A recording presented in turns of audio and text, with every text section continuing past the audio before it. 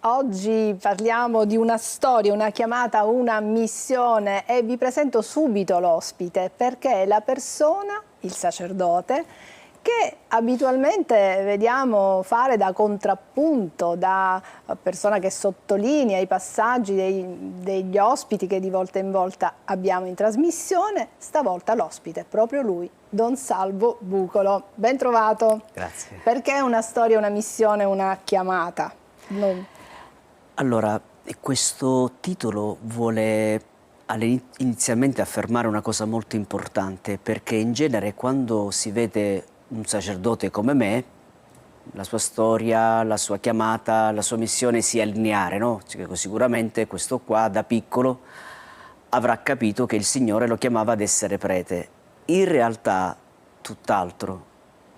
Io non pensavo assolutamente quello di diventare sacerdote, anzi già all'età di 11 anni, è un fenomeno attualmente anche molto presente, finita la cresima non andavo più in chiesa, mi annoiava andare in chiesa, la messa mi annoiava, non posso dimenticare la domenica mattina mia mamma cercava di tutto di alzarmi la mattina, di svegliarmi perché andassi a messa, ma io non ci andavo perché la vedevo una cosa noiosa, una cosa che non mi piaceva, una cosa che non mi interessava, cioè vedevo una cosa contro me stesso. Questa è una buona notizia perché significa che non bisogna mai allarmarsi, possiamo dire ai genitori: se i vostri bambini non vogliono andare a messa non vi preoccupate perché può darsi che quando saranno più grandi diventeranno addirittura sacerdoti.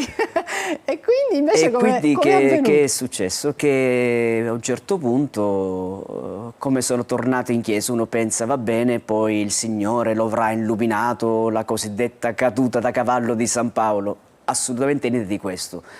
È successo che una volta, avevo già i miei 16 anni, quindi era da circa 5 anni che non andavo in chiesa, mia mamma con mia sorella mi propongono di andare a Roma. Allora c'era una sorta di incontro nazionale con Giovanni Paolo II. Io non ero andato mai a Roma, non ho mai visto il Papa, quindi diventava un'occasione rallietante. Ci andavo sì, ma non per motivi religiosi, per motivi di fede, perché era bello andare a Roma.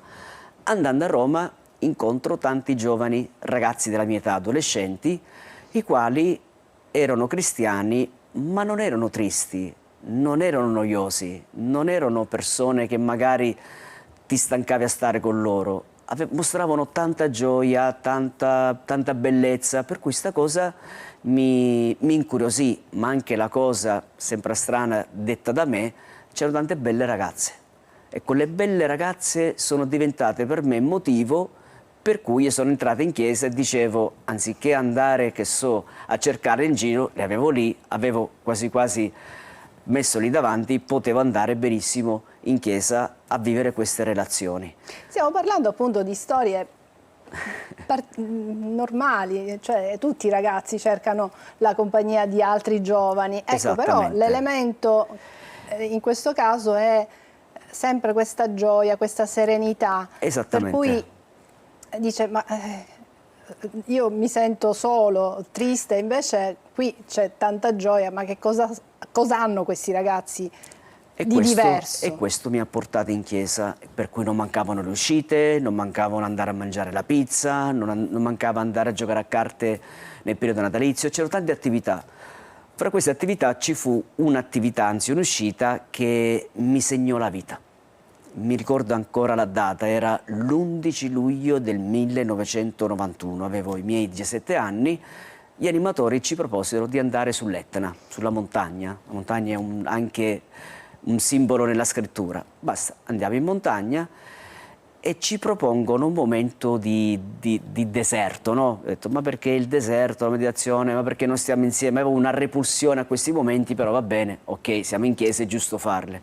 Sì, il deserto è un momento in cui si di sta preghiera, da soli, di riflessione, e loro riflessione. e loro ci danno un racconto di un anziano che incontra un giovane della mia età, che gli chiede cosa vuoi fare nella tua vita. E questo gli risponde, io voglio iscrivermi all'Università di Medicina. Quindi in fondo subito mi ritrovo nella storia di questo ragazzo. E l'anziano gli dice, e poi laurearmi. E l'anziano dice, e poi diventare medico. E l'anziano dice poi, e puoi fare carriera il giovane. E l'anziano dice poi, e poi girare il mondo. Cioè in questo racconto questo anziano chiedeva e poi, e poi, e poi. E il ragazzo rimaneva stupito come mai quell'anziano non era soddisfatto delle sue risposte. A un certo punto l'anziano dice una frase, quella frase che mi porto tuttora nel cuore, è quella frase che ha sconvolto nella mia vita. E la frase è la seguente: tu nella tua vita puoi fare molto di più. È come se questa frase fosse stata detta a me, perché è vero che volevo scrivere medicina e volevo giustamente avere una famiglia, affermarmi. Un ragazzo che aveva i suoi progetti. Bellissimo, esattamente, però c'era un'inquietudine. E la cosa strana, e dico la cosa strana, che nel momento in cui mi arrivò questa frase, subito pensai a diventare prete. Solo che la pensai, ma la rigettai. Una cosa stranissima, cioè mi balenò nel cuore, senza volerlo, senza pensarlo, senza averlo io escogitato, ma subito la scacciai. Perché? Perché è chiaro, farsi prete significa rinunziare a tutto quello che io desideravo, rinunziare a avere una donna, avere una famiglia, avere dei figli, affermarmi nel lavoro. Cioè, per me essere prete significava una vita di rinunce. Quindi che è successo? Che poi tornammo a casa, confidai questa cosa a un sacerdote rumeno che in quel periodo era viceparroco, solo che questo sacerdote venne subito spostato dopo un mese, per cui io il suo spostamento e il fatto che non lo diceva nessuno lo leggevo come un segno di Dio, cioè sicuramente è un mio flash, una mia fissazione, passerà. Quindi stiamo capendo, perché molti si fantasticano, no? Pensano che un sacerdote si fa sacerdote perché fin da bambino ha ricevuto questa chiamata, era un bambino tranquillo, buonissimo, che pregava.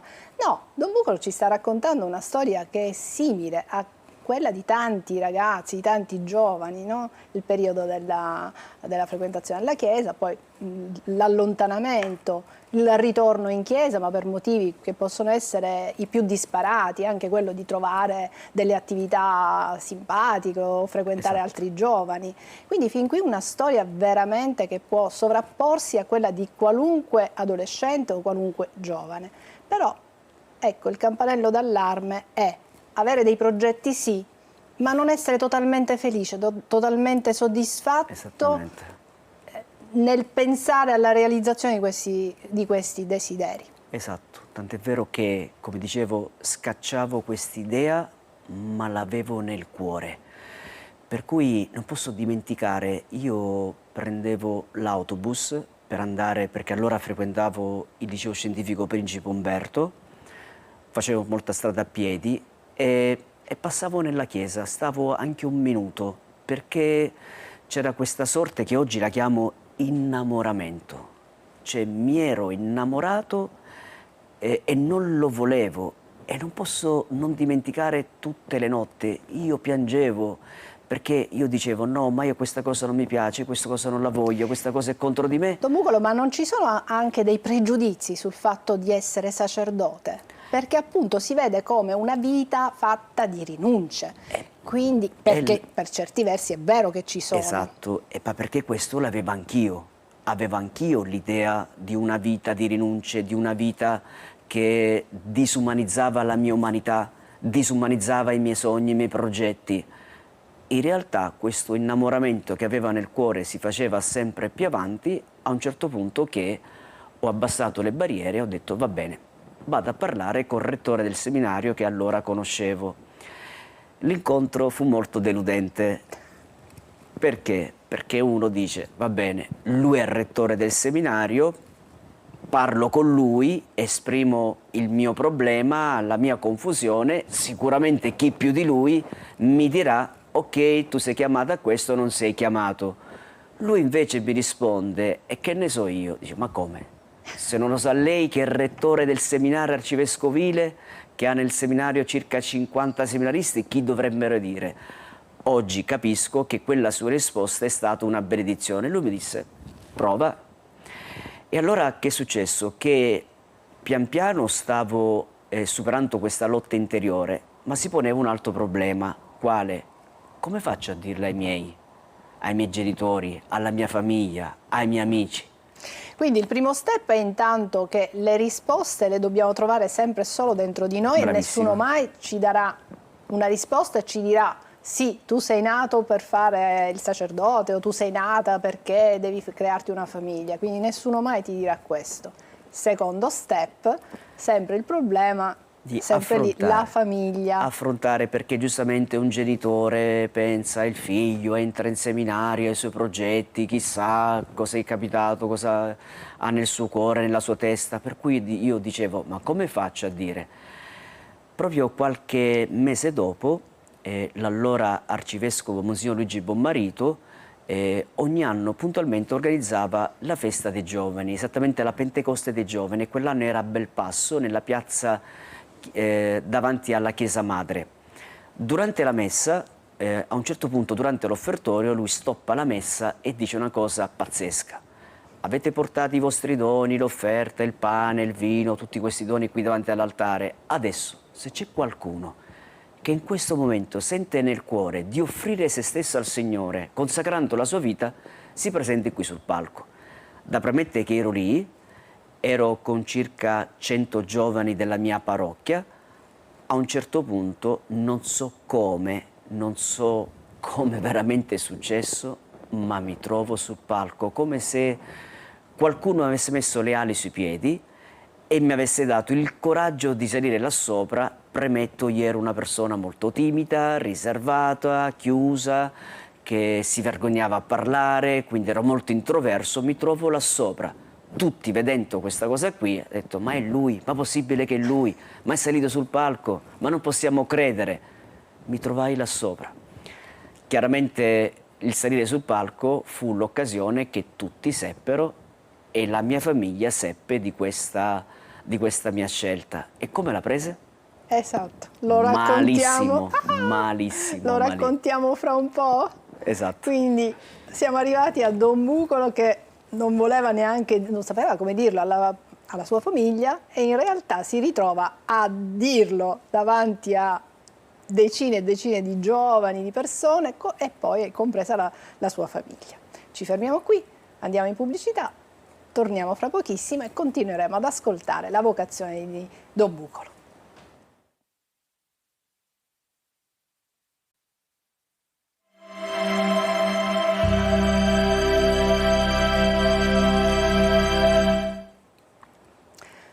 Una storia, una chiamata, una missione. Protagonista della trasmissione di oggi è proprio lui, Don Salvo Bucolo. Siamo arrivati al punto in cui Don Salvo dichiara a tutti che vuol farsi sacerdote. La famiglia come l'ha presa? Allora, l'ha presa malissimo, soprattutto anche per un motivo. Allora, siamo nei inizi anni 90, quindi non c'era Facebook, non c'erano i social, non c'era il telefonino. Per cui che succede? Che i miei non erano presenti a quell'evento, ma potenza del cortile o cuttiglio, come diciamo in siciliano, i miei lo vengono a sapere da altri, che non è una cosa bella, no? Perché è chiaro, un genitore si aspetta che se mio figlio fa una scelta, qualcosa, prima lo dice a noi. E invece lo viene a sapere da altri, quindi già partiamo male.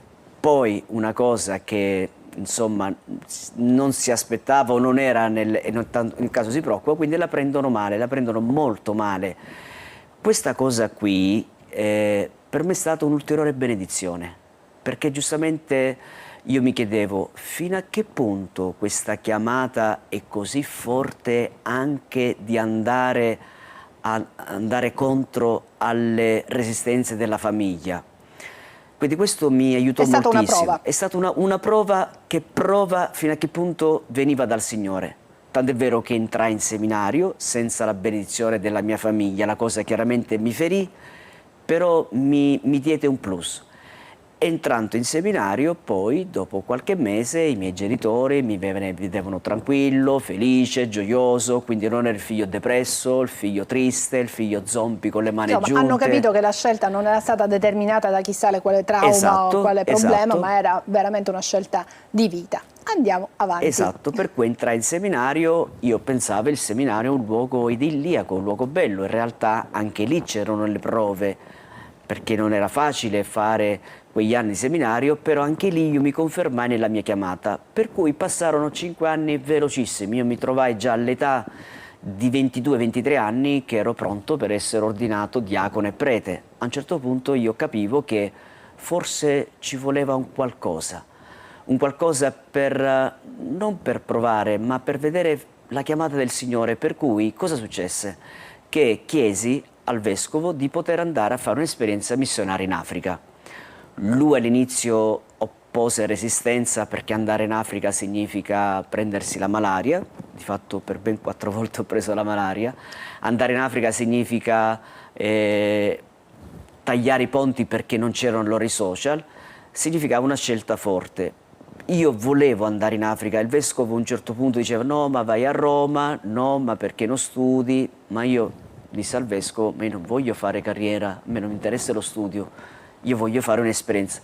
Partii in missione, quella missione fu un momento forte della mia vita, per cui poi ritornai più consapevole. Nel momento in cui io ritornai, il vescovo mi disse tu pensi che la missione è solo in Africa? Mi mandò nella zona di San Giorgio, periferia. E io, Quindi stiamo parlando della periferia di Catania. sì, da Quindi giovane dice, sacerdote, la missione non è solo nei paesi lontani dalla Sicilia. ma si trova alle nostre parti, per cui da giovane prete andai a San Giorgio e lì furono i primi 2 anni, gli anni più belli perché lì scoprì la bellezza dell'umanità. Cioè tante volte ci sono i pregiudizi della missione, di questi luoghi. A un certo punto poi, dopo i 7 anni di sacerdozio, fui mandato in Africa. Nuovamente, ma stavolta da sacerdote. Fecero la convenzione Fidei Donum, dono della fede, la convenzione tra 2 vescovi, e lì ho fatto una grandissima esperienza di missionarietà, di grande gioia. Poi dopo 5 anni in missione il vescovo mi chiamò a ritornare di nuovo in Italia e non fu facile perché chi è in missione giustamente è abituato lì. Ritornando dall'Africa in Italia andai a Roma, una cosa straordinaria, dall'essere prete impegnatissimo con 18 villaggi, mi trovai a Roma a fare il prete studente. Non confessavo, non evangelizzavo, non facevo nessuna attività e lì il Signore mi diede la gioia di incontrare Don Fabio Rosini con il percorso delle 10 parole, 10 comandamenti e Don Renzo Bonetti per la pastorale familiare. Quindi Roma rappresentò un momento di grande ricchezza per me e poi sono ritornato dopo 10 anni che ero fuori Catania a Catania e attualmente svolgo il servizio di pastorale familiare. Quindi nella mia volessimo trarre appunto, come dire, le conseguenze di tutta questa storia, una storia partita da ragazzo, si immagina il sacerdote come una persona predestinata, invece stiamo ascoltando la testimonianza di Don Bucolo che non è proprio così, quindi varie esperienze ma varie anche prove che esatto. Nella vita anche di un sacerdote ci sono, perché si sente questa pulsione alla missionarietà, si va in Africa, poi si torna e si va... È stata una grandissima prova per me ritornare, ma in questa prova ho sperimentato il disegno grandioso di Dio. Cioè io ho sempre avuto chiaro che quando si è in comunione con la Chiesa, quando si obbedisce, anche se non comprendo, anche se non accetto, anche se non accolgo, il Signore e i Suoi progetti. Perché la mia storia? Perché ho intitolato questa puntata Una storia, una chiamata, una missione? A indicare che io non ero predestinato, cioè non è che la mia storia è stata lineare, ma tutti abbiamo una storia da raccontare, tutti abbiamo una chiamata che il Signore ci rivolge, tutti abbiamo una missione, quindi la mia non vuole essere un qualcosa di autoreferenziale, quasi quasi a mostrare, ma per dire che tutti abbiamo una storia, una chiamata, una missione. Come si fa a scoprire, ognuno di noi, come fa a scoprire qual è la propria missione, qual è la propria storia, qual è la storia che il Signore ha pensato per ciascuno di noi? Allora, io questo, se volessi dare un suggerimento ai nostri carissimi telespettatori, Io questa cosa ultimamente l'ho scoperta tramite la parola di Dio, la scrittura, tant'è vero che ho pubblicato di recente un libro sulle pagine di Mosè.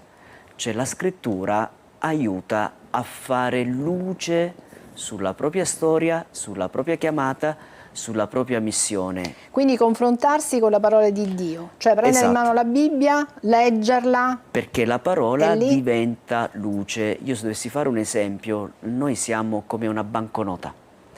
Nella banconota c'è la filigrana. Ora, perché io possa vedere se quella banconota è vera o c'è il filo d'oro, la devo mettere in controluce. Ora, per capire che noi siamo banconota, che abbiamo valore e che abbiamo una storia, una chiamata, una missione, la dobbiamo mettere in controluce che è la parola di Dio. È la parola di Dio che aiuta ciascuno di noi a capire che noi non siamo nati per caso, che la nostra storia non è banale o mediocre, che non ci sono magari chi ha una storia importante e chi meno importante, ognuno ha la sua storia, ha la sua missione. L'importante è che è la propria missione personale. E tutti siamo chiamati a vivere la speranza, ma anche la felicità. Sono Esatto. progetti di felicità, di gioia.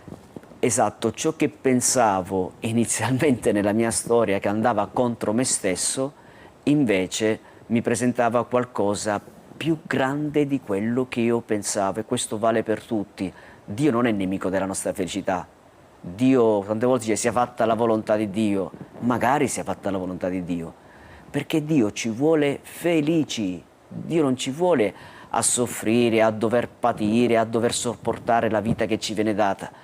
E la felicità, attenzione, non è fuori da noi, ma è dentro di noi, e anche come leggiamo la nostra storia. Quindi non è nelle cose la felicità.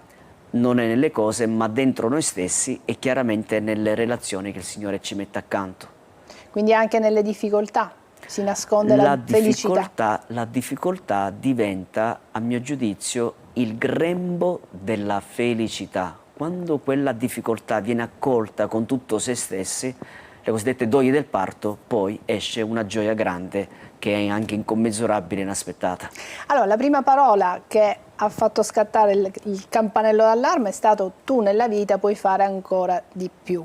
Esatto. Che non era esattamente nella Bibbia, però è stata il racconto, una favola, chiamiamola così. Esatto. E invece qual è l'altra parola, una parola ancora più forte che si trova nella Bibbia e che dice: questa parola mi risuona in maniera particolare? Allora, la parola che mi risuona, che ho messo sia il giorno della mia ordinazione, ma anche l'anniversario di recente, eccomi, manda me. C'è Isaia che dice: chi manderò, chi andrà per noi? È straordinario, no? Chi va a fare questa missione? Eccomi, manda me. Cioè, per me è il cuore, perché c'è una risposta, ma la risposta non per merito, ma solo per grazia. Manda me nel senso: Signore, qualunque cosa tu reputi opportuno, come anche questo programma di Antenna Sicilia di Parliamone che io non pensavo proprio, manda me nel senso: se sei tu a chiederlo, mi metto nelle tue mani. E questo è, diciamo, qualcosa che ciascuno di noi può dire. Esattamente. Bisogna fidarsi, ma fidarsi non significa che è facile fidarsi.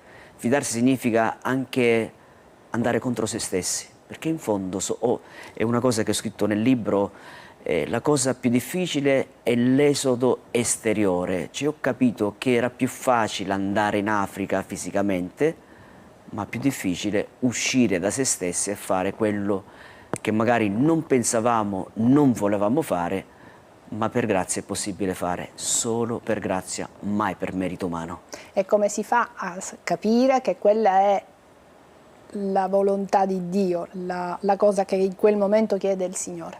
Si capisce quando in quel momento provi una gioia e soprattutto nel tempo capisci che ci sono frutti di grazia, perché dai frutti si comprende se l'albero è buono o non buono, quindi nel tempo si capisce che quella cosa non veniva da te ma veniva da Dio.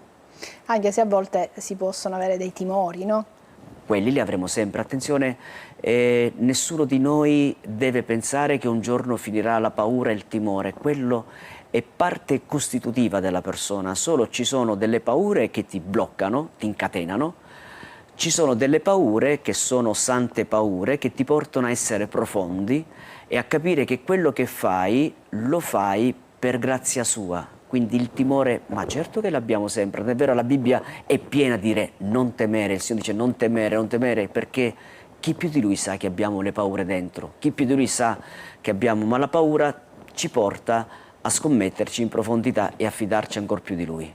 Certo, anche il Signore, volendo sulla croce, poco prima di essere crocifisso, dice: Signore, se è possibile allontana da me questo calice, ma poi capisce che era quella la sua strada e si offre gratuitamente. Perché Cristo mostra l'umanità nella sua concretezza. A volte abbiamo un'idea di Dio che non prova paura, che non piange quant'è che ha pianto dinanzi alla morte di Lazzaro, che non si commuove dinanzi alla fame della gente. Ecco, questo Dio che ha un cuore umano e divino, come d'altronde lo abbiamo anche noi, un cuore che sente, un cuore che percepisce. Grazie Don Bucolo e grazie per questa testimonianza che ci ha fatto capire veramente tante cose anche su noi stessi, quindi non solo una testimonianza di vita di un consacrato, ma anche fra le righe possiamo leggere anche la nostra storia. Il libro è veramente interessante, io l'ho letto, lo consiglio, permettetemi anche questa piccola annotazione perché è veramente interessante, perché ciascuno può leggere veramente la propria storia e non solo la storia di un giovane che poi decide di farsi sacerdote. Grazie a chi ci ha seguito fin qui, alla prossima.